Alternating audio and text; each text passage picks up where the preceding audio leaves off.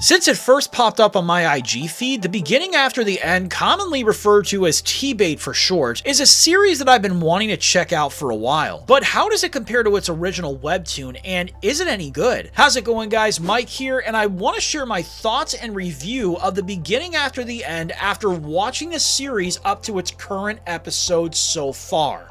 But before we get into that, if you're new to my channel, make sure you smash that like button, subscribe, and tap the bell icon so you never miss a video. First of all, I went into this series completely blind and didn't start reading the webtoon until at least after the first 2 episodes.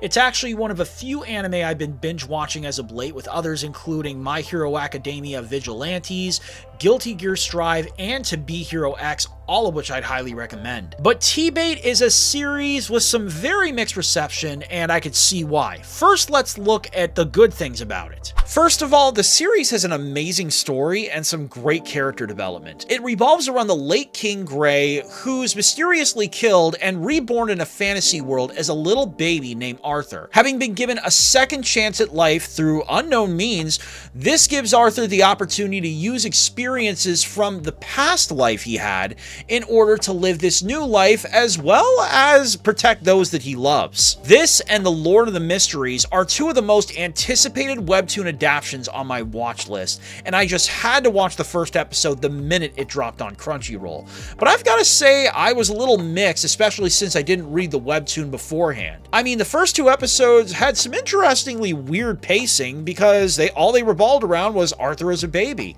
But as the series progressed, it started to get a lot more interesting. You saw some fights, and although I was a little mixed on the animation quality, I honestly enjoyed it. Also, we gotta talk about this epic song they chose for the opening. For those who don't know, it's called King's Blood, and it's by a newer artist named Kala, who recently made his debut with TBATE, and I've gotta say, I love this guy's vibes. I actually added King's Blood to my playlist the minute it dropped on Spotify, and I really hope we get to see more of him in future animes. The series also has some great particle effects for its magic, which I gotta give kudos to the animators for, because even though it was lackluster in other areas, at least they put some kind of quality in the magic effects. It also had some decent sound design. I mean, sure, it's nothing compared to a series like Fire Force or Fate, but at the same time, it's still enough to pack a punch the more you listen to it. But while these are all great qualities, there are also a few things that cause this series to be less favored by fans. The biggest thing that a lot of people have criticized is the lackluster character development and the terrible animation quality,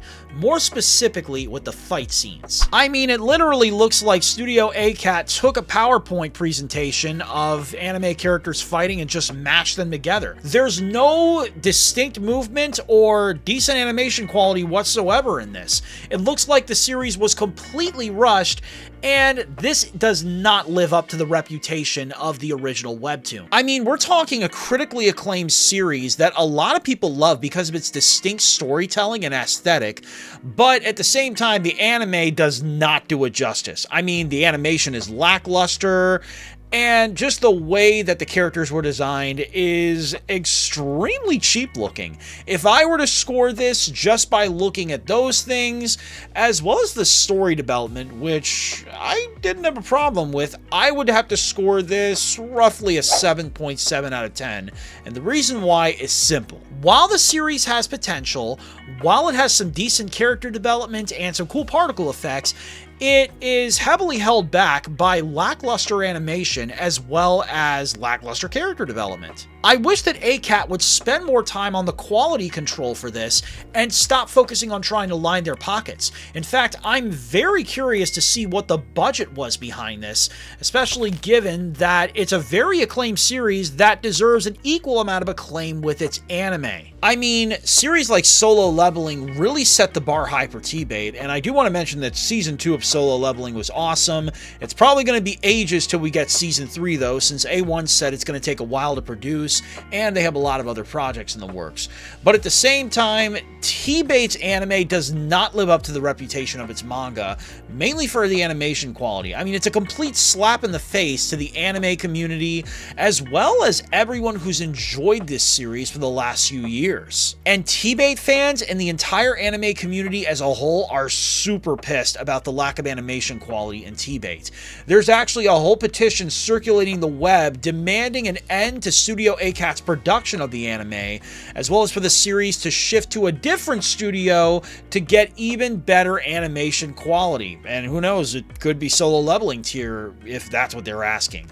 However, I don't think it's going to happen anytime soon, but I'm very curious to see where this petition goes. Last I checked, it's already at over 55,000 signatures and still climbing. And on top of all that, TBATE's original creator TurtleMe has recently come out saying that he's gotten a lot of kind words, especially from people who've expressed disappointment that the series that he worked so hard to create, the one that's been so critically acclaimed, got such a lackluster anime adaptation and deserved so much more. I think that's great that people are showing him so much love, especially given that it's a series that's so acclaimed and was so anticipated up until we got what we got. At this point, anything is possible, especially with both the fan backlash as well as the author being aware of this and Studio ACAT getting a lot of criticism for the lack of animation quality. Now, who knows? In the future, it could get a similar treatment to One Punch Man, where after the first season finishes, it could get transferred to another studio for its second and third seasons. But right now, the series does not have what it takes to win any awards, and I really hope that ACAT listens to the fans and does something in the next few seasons. But in spite of this controversy, I do want to give Studio ACAT kudos for keeping the series faithful to the webtoon and not cutting out any super important story details. Now, I do want to note a positive sign that the series is getting way more likes than dislikes on the Crunchyroll app.